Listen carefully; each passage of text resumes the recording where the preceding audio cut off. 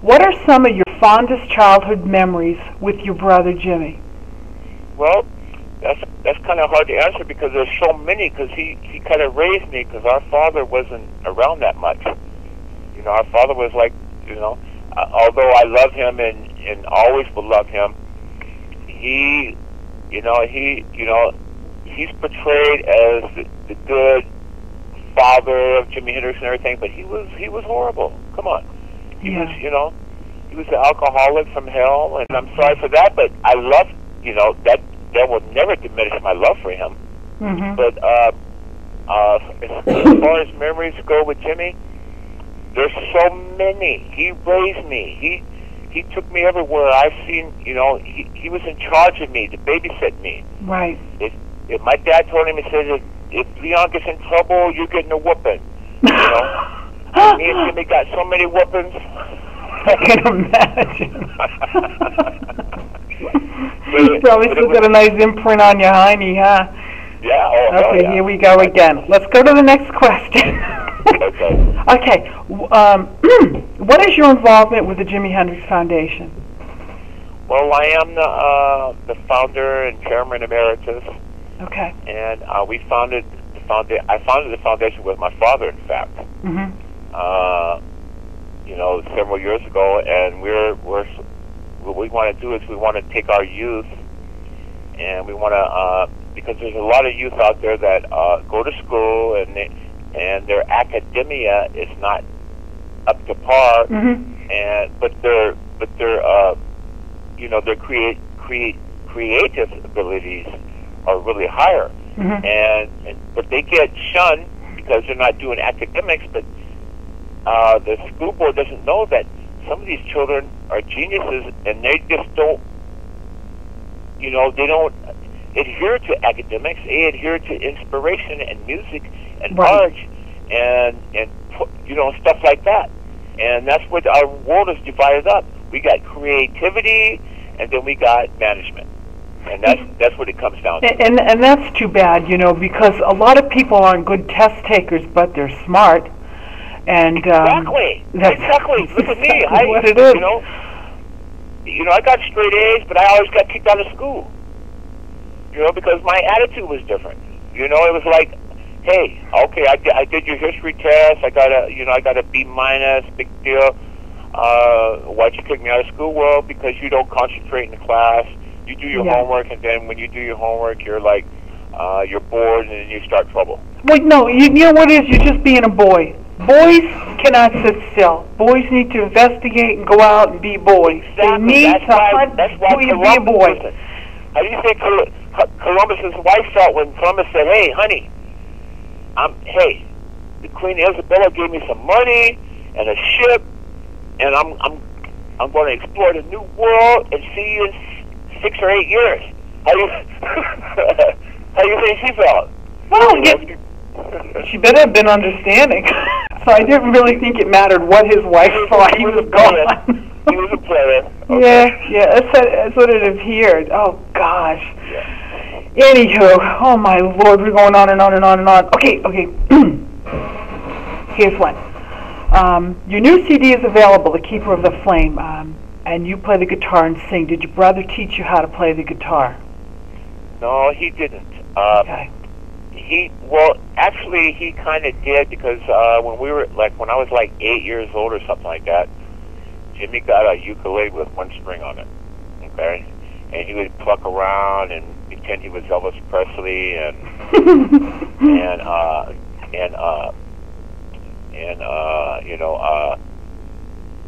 with Chuck Berry, and Little Richard and Elvis Presley was his idols.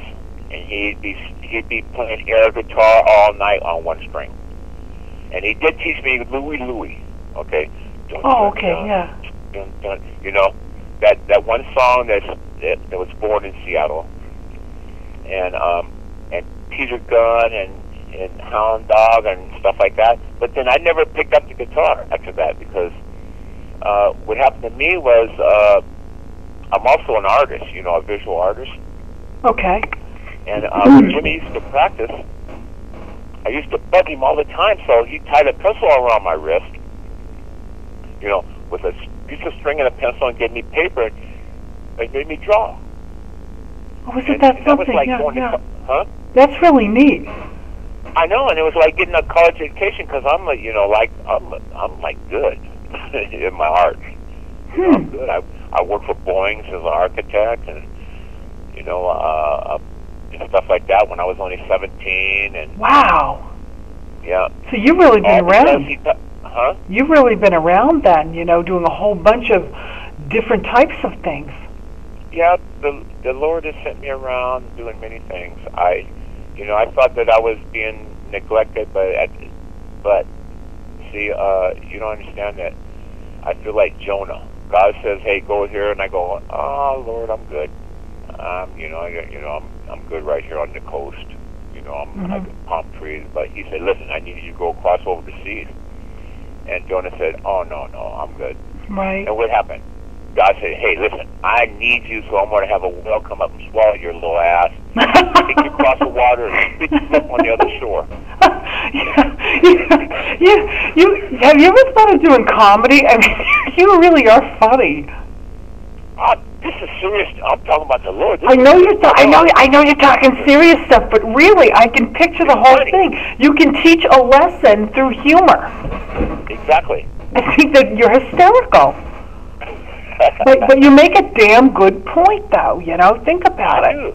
And so it took. And then to go back to the question, no, He'd never shown me much on the guitar, because as growing up, I just thought He was my big brother. And then, you know, when He used to take me to band practice, and I used to sleep, and then He took me to the Spanish Castle, and you know that song, you know, Spanish Castle Magic. You know, He was in charge of me.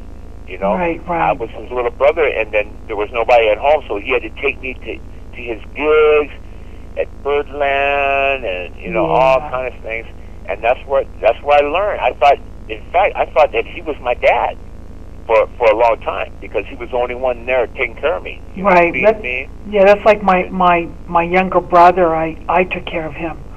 My dad would fix a big pot of spaghetti and then leave for a couple of days, and me and Jimmy would eat spaghetti and he would wake me up, take me to school. Wow. You know, and well, you have a lot to we be didn't have no thankful lunch, for. and you know, it was, you know, I thought I didn't know that we were dirt poor, you know, when I was a child.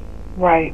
Because Jimmy gave me such confidence and such, you know, he took care of me so well that I thought that this was life, you know. Right. Stuff like that, and it was fun, and I never regret it. You know, I had such an experience in life. You know what? You know, I'm gonna tell you something. My sisters know this, but I really haven't told anybody. And since you said that thing about being poor,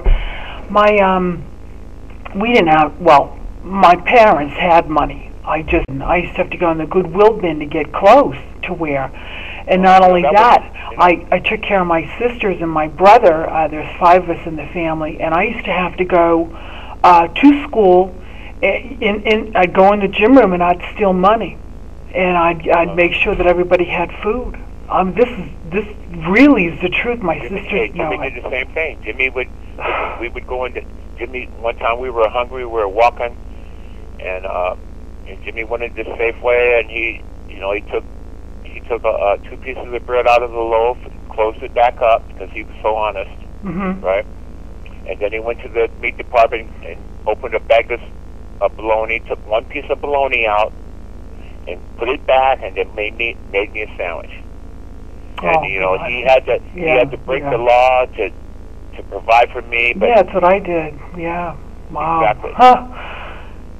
Well, you know what? I feel better after saying that, though. I feel okay. This is a good interview, because we're being real right now. Yeah. There's no pretensions going on. There's no, political shit happening. It's just me and you talking. Yeah, and that's a good feeling.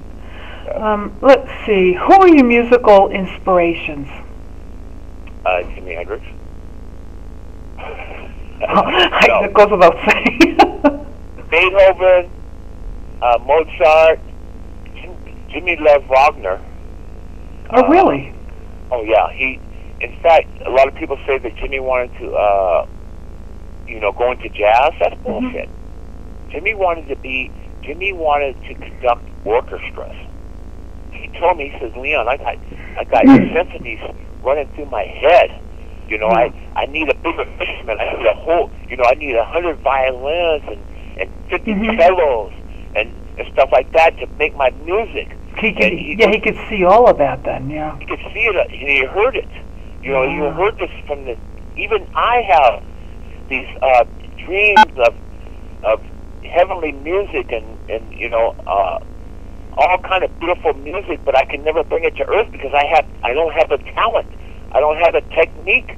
I don't know what it is. All I have is a guitar and a piano, and I have to struggle with those instruments. But at the same time, I'm hearing symphonies in my head. So Jimi, that's what he told me. He said, Leon, I hear so much music that it can, it upsets me because there's no instrument on earth that allows me to. That's why he was so good at guitar. He took every piece of that guitar, every inch of it he used, wood, even the dead strings, even a broken string, and he would make music. And that was hard for him to play that Strat with the left hand, right? Well, because our father didn't like left-handed guitar. He said that it was born of the devil. And that's why he needed to play upside down because he would get a whooping. If my dad caught him playing left-handed, he'd get a whooping. So when my dad came home, he'd just flip the guitar over and play right-handed. Oh my gosh. That's unbelievable. I have one cousin who's left-handed. For the longest time, my grandmother used to try to tie her hand behind her back. It was just weird. Weird. In the early 19th century, I mean, they thought that if you were left-handed, you belonged to the devil. Well, you know what? I belong to heaven and earth because I can go both ways with my hands. I'm ambidextrous, I think they call it. Yeah, ambidextrous. Yeah. Nope, that's me. All right, let's see. That means you're a good lover. Oh, here we go again. Okay. Here we go again, baby. We can't keep us stay out of the gutter, can we? That's not the gutter. It's not the gutter? No, hell no. It is what it is. Yeah. People try to hide it and stuff like that, but hey, come on. I try to be professional. I haven't met not one girl that, I met a lot of ladies, girls and stuff like that, and they're all, they got this all pressed and everything, but man, as soon as you get them behind closed doors, they're the freak of dreams. I love it. You are just the silliest thing. You paint such a vivid picture. It's just hard not to sit here. To actually know. Remember when I was on tour with Jimi? When I was on tour with Jimi, all girls that couldn't get to Jimi because there was a line of them. They just go to you? They came to me. Oh my God! He said, "Hey, you tell your brother that was the best you ever had." and I'm going, well, can I try it one more time? Yeah, I'm ready. I'm young. I can do it all day and all night. I need confirmation, honey. They go, you tell your brother, and I'm saying, yeah, right, like he's not busy right now with somebody else. Yeah. Oh, that's too much. I like the way you. I'm sorry for saying stuff like that. No, you know what? I really like the way you talk to me. Oh. I do. I like the way you talk to me because it's not you're not pulling any punches or anything, and that's really nice. It's something because, come on, it's real and it's funny and it is what it is. I gotta say it was what it was, it is what it is, and it will be what it be. Well, enjoy every minute of it. What song on your CD do you like the best, or means something to you? Well, Jimi and Me and Every Blue September, because that's today is the day that Jimi died. I know today is And I wrote that song Blue September on there. And you could feel a lot of I'm not going to have to say sadness in that song, but a lot of reflection, like life's reflection. There's no sadness. Yeah. There's no sadness because Jimi came here. He gave the world music that is so lasting. He's so unique with it that I have nothing to say about it. I just say that, hey, I had to go, you know, and I have to do my own thing though. I barely play any Jimi Hendrix music. Like when I'm playing concerts and stuff, you know, they'll call out something, and I say, well, no. They say, play some Hendrix, and I'm saying, I am. But then they, you know, I break down every now and then. I'll play Little Wing and maybe Purple Haze and Hey Joe and all along the Watchtower and stuff like that. But I'm not gonna base my career on playing Jimi Hendrix music, and I don't want people to think that that's what I play. You know, I think that's a real smart move. I think that's a real smart move on your part. I'm trying to establish my own music because I'm a Hendrix, and I need to move on. Jimmy's Jimi, and you're you. I feel as though it's almost a sacrilege to play it because it's so beautiful that I'm not capable of playing it like he plays it. But at the same time, people love it. You know, when I play Hey Joe and Purple Haze, boy, people go crazy. There's this young boy, he's 15. So I play it every now and then.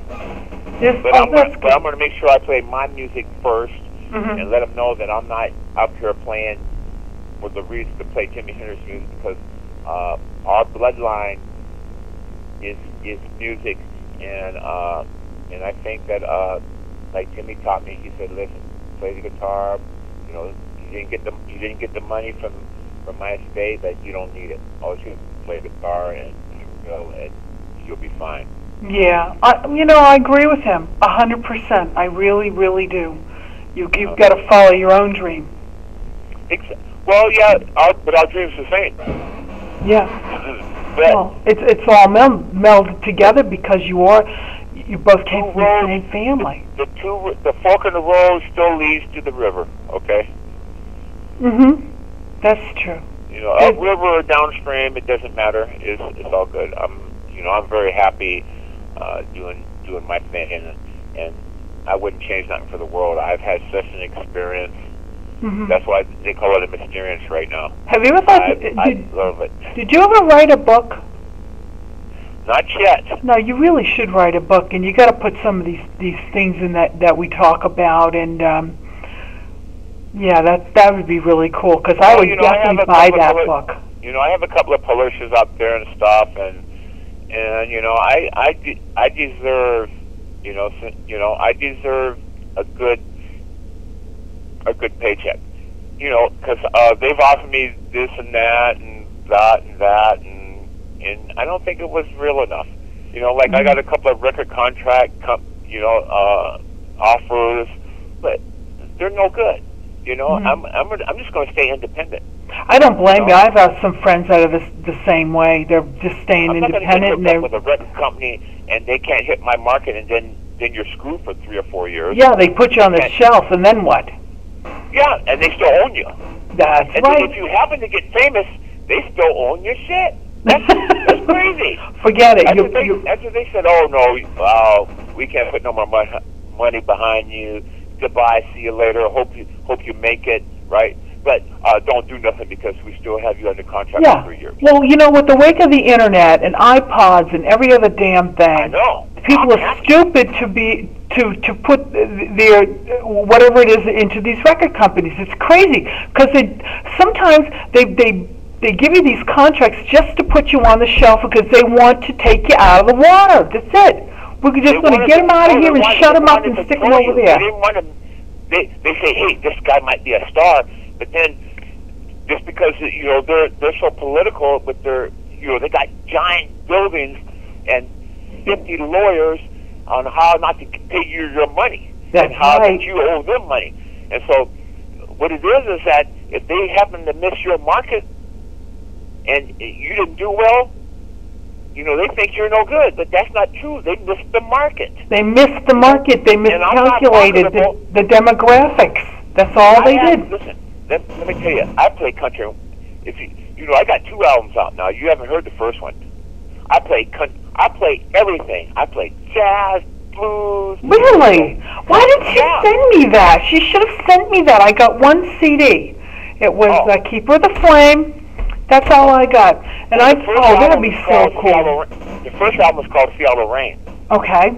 And I got the guys from Styx on there. I got Ricky Phillips, who plays bass on it, and Ricky Brannon, who plays the guitar on it from Styx. And you know what I'm talking about? But see, people that get involved with me now, they want to kind of they don't want my old shit out because they don't have any control over it. But see, I'm telling them, say, hey, listen, it's out there. So you ain't got no control over it. See, people are trying to like do exclusive shit with me, and I'm not exclusive to nobody. I'm like a product of the world. You know, should be comes up with a gig, I'm going. And they say, well, you can't do that gig because you signed. I said, fuck you guys. Oh, I don't blame you. I need to play my music. And you've got to be exclusive to yourself.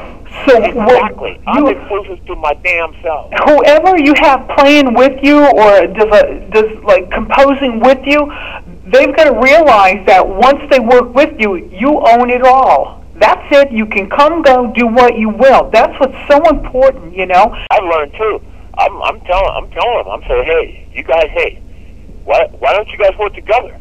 You know, I could play the whole upper East Coast because I've been offered to play everywhere in the East Coast. In New Jersey in the casinos. But then they have so much conflict of exclusivity, you know, with me that I'm saying, hey, if you guys can't work it out, forget it. I'm not just going there and playing like 2 clubs and then have to come home.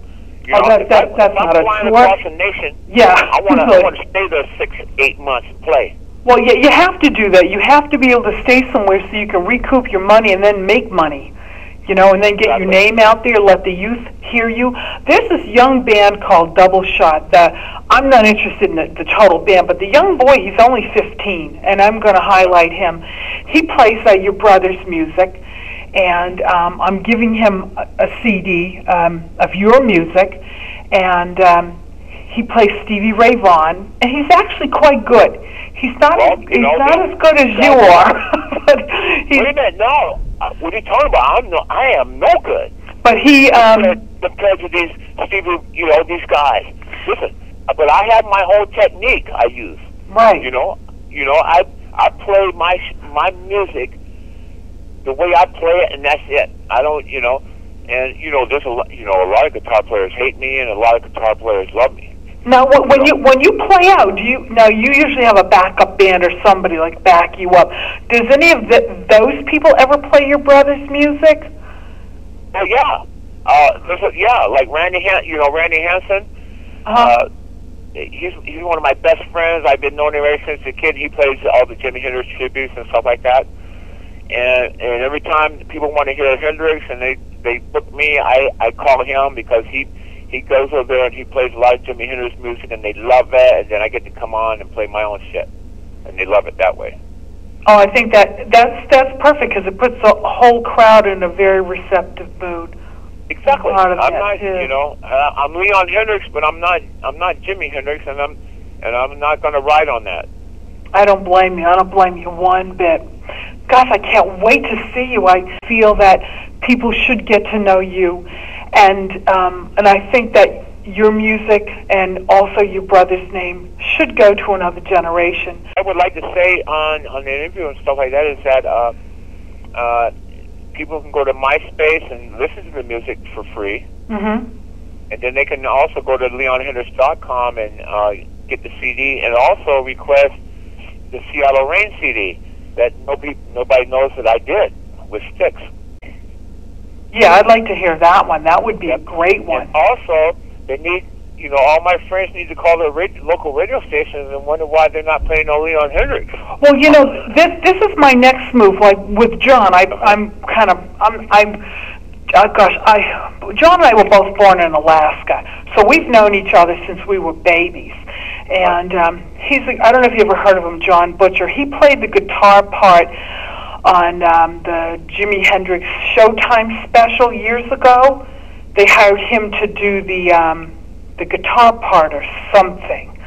But we use some of his music on the air, and he's had MTV videos, and he does the music for Deadwood, and he's a great, very nice, honest man. Awesome. And, huh?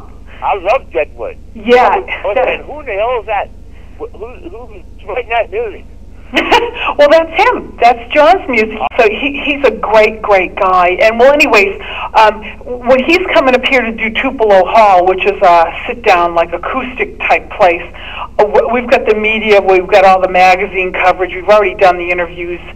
But the thing that was hard thing to get was radio play. But I managed to get him on 3 stations.